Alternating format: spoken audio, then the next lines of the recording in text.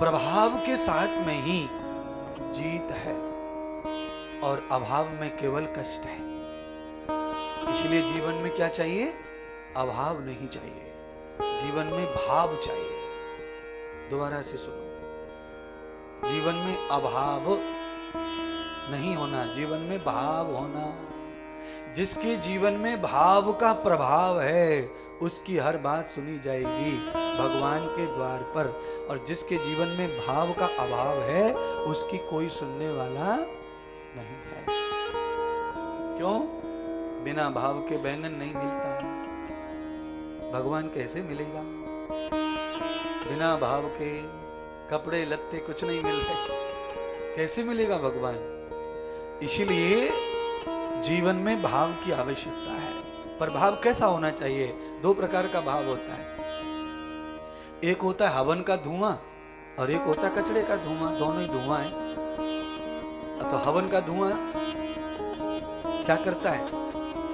हवन का धुआं क्या करता है? जीव जंतु, मच्छर, कीड़े मकोड़े सबको शुद्ध करता है। और कचड़े का धुआं गाय भैंस बकरी जीव जंतु पेड़ पौधे इंसान सबकी आंखों में आंसू लाता है। तो दो प्रकार का भाव होता है, धुआं दो प्रकार का, भाव दो प्रकार का।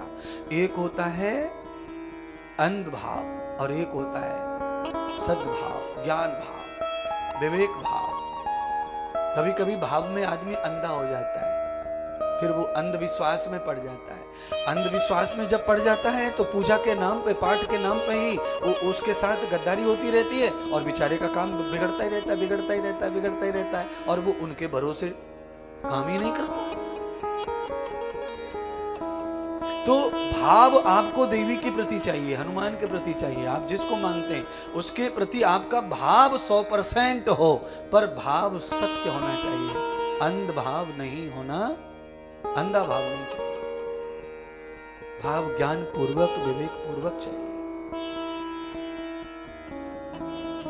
अंध भक्त दुर्गति को प्राप्त हो जाता है, उसको नुकसान भोगना पड़ता है, उसको अधिक संघर्ष करना पड़ता है। बाद में उसे भी भक्ति मिलती है, बाद में भगवान उससे भी खुश होते हैं, पर देर लगती है।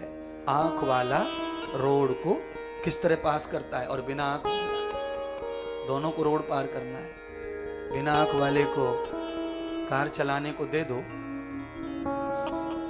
आंख वाले को दे दो, ट्रेनिंग दोनों को ड्राइविंग की दे दो, पर आंख वाला गाड़ी को बहुत सुरक्षित चलाएगा और बिना आंख वाला गाड़ी को असुरक्षित ही चलाएगा। इसीलिए भाव ज्ञान वर्धक होना, विवेक वर्धक होना, भक्ति पूर्वक होना, सत्संग पूर्वक होना।